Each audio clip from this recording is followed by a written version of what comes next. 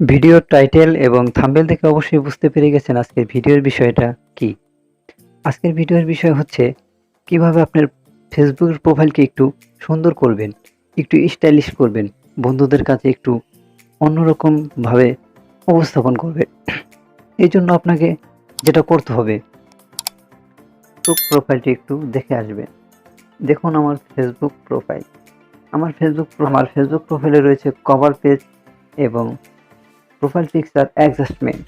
এক ফটোতেই আমি cover page এবং প্রোফাইল পিকচার দিয়েছি। তা দেখতে খুবই স্টাইলিশ মনে হচ্ছে। চলুন কিভাবে আমি এই কাজটা করেছি আপনাদের সবাইকে দেখাই। এই কাজটি করার জন্য সর্বপ্রথম আমাদের দরকার হবে একটি অ্যাপ। অ্যাপটির নাম হচ্ছে smart photo card. Smart photo card থেকে প্রথমে আপনি প্লে স্টোর থেকে ডাউনলোড করতে পারবেন।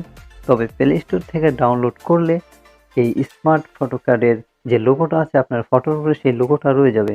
কিন্তু এখানে আমার কিন্তু কোনো লোগোতে এরকম নাই। এই যে এখানে একটা লোগো থাকবে, এই যে এখানে সেম এই জায়গায় এই কর্নারে একটা লোগো রয়ে যাবে, বাট আমারটা কিন্তু কোনো লোগো নেই। এই জন্য আপনারা আমাদের এই অ্যাপসের লিঙ্কটি আমি ভিডিওর ডিসক্রিপশন বক্সে দিয়ে দিব, আপনারা সেখান থেকে ডাউনলোড করে নেবেন। তাহলে চলুন আর কথা না বাড়িয়ে চলে যাই আমরা ভিডিওর মূল কাজে।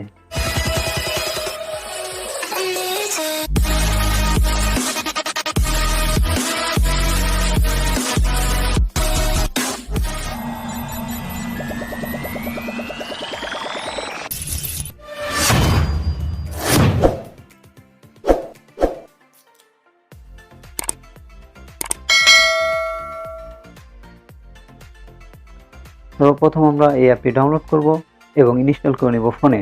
তারপরে চলে যাব। তো ওপেন হয়ে গেছে। এখন আমাদের যেটা করতে হবে, এখানে অনেকগুলো লেখা চলে আসছে। এখানে আছে Facebook cover and profile maker. আমরা প্রথমে এই অপশনে ঢুকে যাব। অপশনে ঢোকার পরে একটু সময় নেবে। এই যে চলে আসছে, এই যে লোগো কথাটা আমি একটু আগে বললাম, সেই লোগোটা কিন্তু এখানে এই যে ভাসছে এরকম। এই লোগোটা আমরা প্রথমে এখানে টিপ দিয়ে ওয়াচ ভিডিও অ্যাডস এটা দিয়ে দিব। লোগোটা চলে গেছে, এখন অলরেডি লোগোটা চলে গেছে। এখন আপনি যে ফটো দিয়ে আপনি প্রোফাইল পিকচার এবং কভার পিকচার অ্যাডজাস্টমেন্ট করবেন, এখান থেকে সিলেক্ট ইমেজে চলে যাবেন। সিলেক্ট ইমেজে চলে যাওয়ার পর এরকম একটা ইন্টারফেস চলে আসবে। এখানে গ্যালারি থাকবে, গ্যালারি সিলেক্ট করে দেবেন। সিলেক্ট করার পর আপনি যে ফটোটা নিতে চান, এখান থেকে আপনি যে ফটোটা দিয়ে কভার ফটো বানাতে চান সেটা দিয়ে দিবেন। ধরুন আমি এখানে আমার এই ফটোটা দিয়ে বানাতে দেখানোর জন্য আমি দেখাচ্ছি আপনাকে।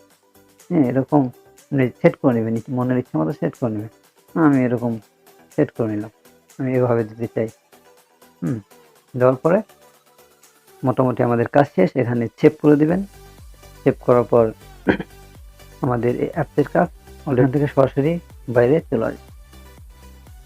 বাইরে চলে আসার পরে আমাদের সেকেন্ড কাজ হলো গ্যালারিতে যাব।